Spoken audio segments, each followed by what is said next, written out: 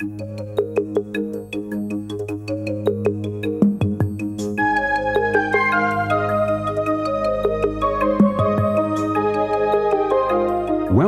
to the International Straight Talk video series on the big emerging markets of the 1990s and beyond.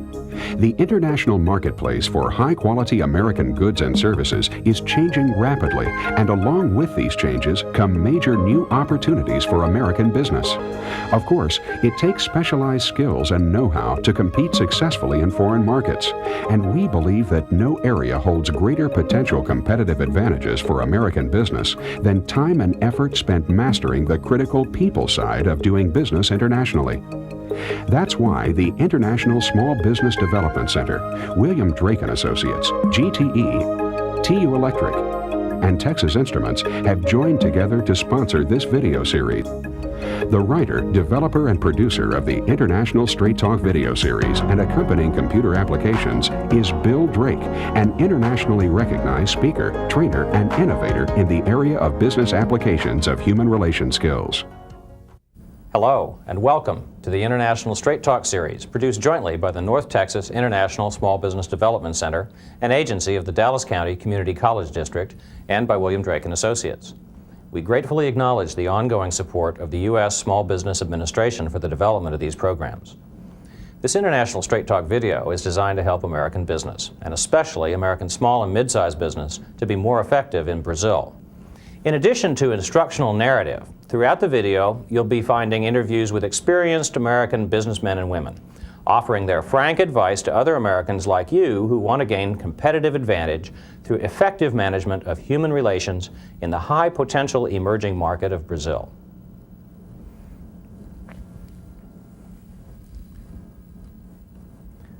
There are three core concepts which we'll be covering in Part 1. By far the most important entry strategy for the Brazilian market is to develop a human relations mindset in even the most technical part of any negotiation or interaction. There are few things you can do to enhance your competitive position as an American in Brazil more than working on your awareness of how respect operates in this society. Finally, it's almost impossible to be objective about another culture, but to the extent we become culturally self-aware, we can then observe and draw useful conclusions from our relative business and personal values, norms, attitudes, beliefs, and behaviors. And we'll be giving you plenty of food for thought along these lines as well. If you're just getting into the idea of doing business in Brazil, you probably have quite a few images of Brazil already in your mind. And the first thing you'll have to do is identify those images and dump them. What are some of the things that are exciting when you get to Brazil? You're going to find people that enjoy doing business, people that are good at doing business.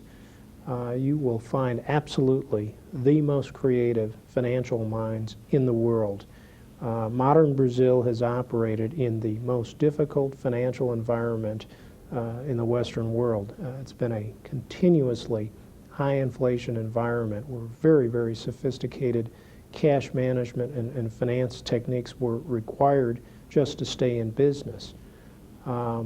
That's the sort of expertise that's world-class, and the way I've approached it generally is that if you find somebody who has been successful in doing business in Brazil, they're going to be successful anywhere. It is pure, plain and simple, one of the toughest environments in which to do business. And I think it's no accident that many of the top multinationals send their top young executives to Brazil for training.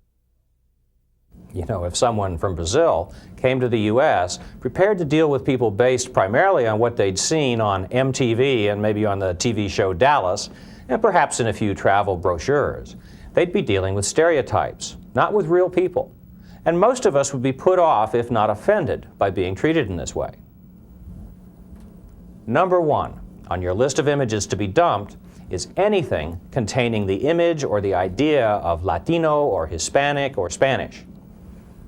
Everything about Brazil is different from anything you may know about any of the Spanish-speaking cultures of the Americas, sometimes in subtle ways, such as how deference works in Brazil, and sometimes in very obvious ways, such as how race is handled.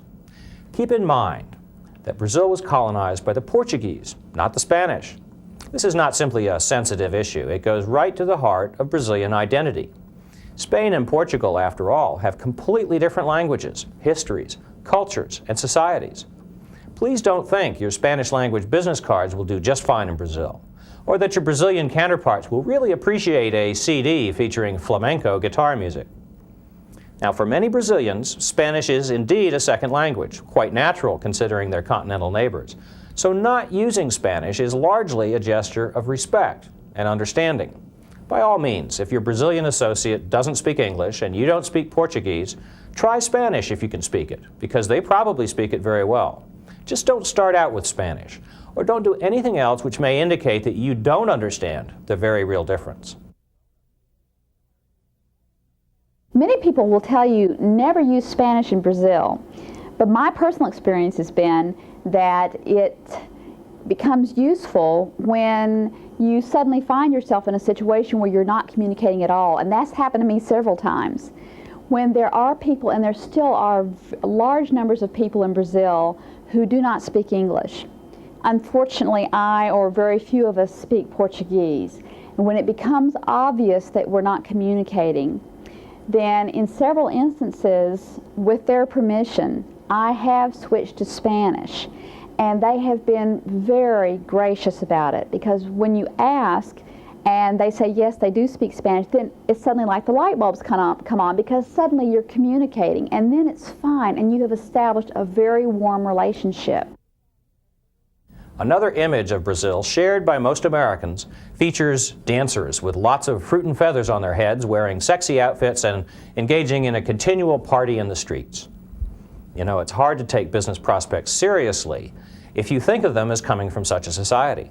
However, judging Brazilian business people with images of Carnival and Carmen Miranda in mind is like judging American business people through the filters of John Wayne and J.R.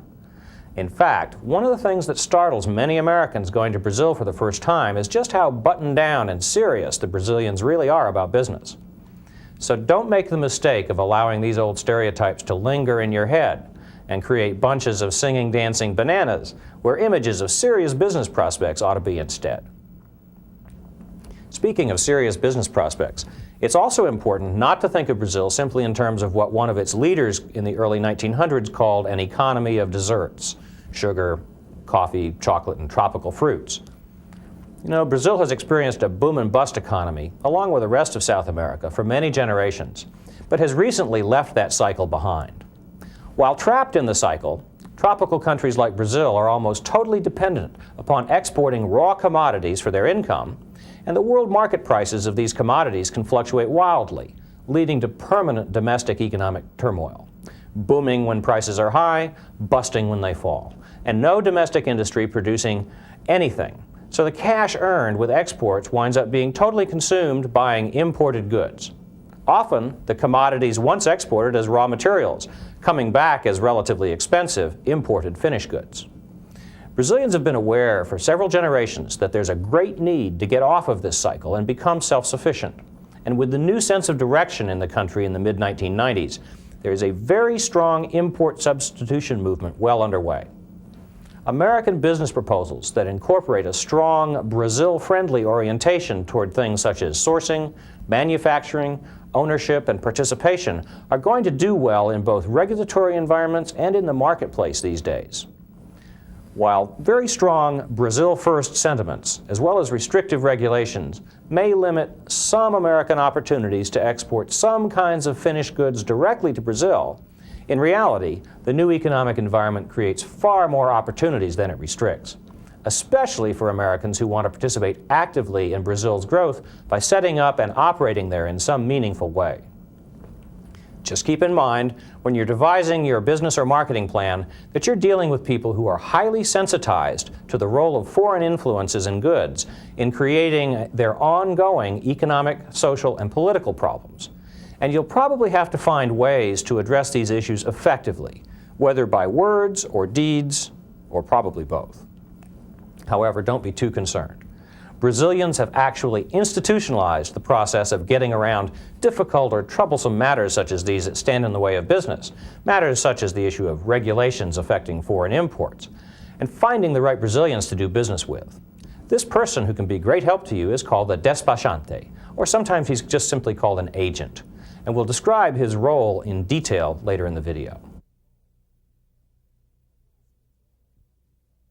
A good agent in Brazil is not going to come banging on your door for business, regardless of your product, price, and market potential. The same thing is true in the United States. It just is not going to happen. If you're expecting that to happen, you're going to have a very long process in being successful in Brazil.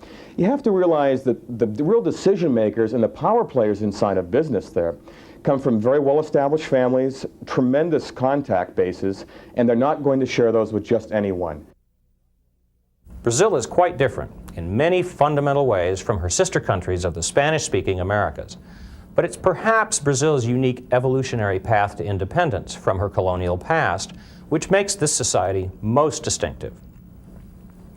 Unlike almost all of her Spanish-speaking neighbors, and unlike her English-speaking hemispheric cousin the U.S., Brazil didn't have a revolution to gain her independence.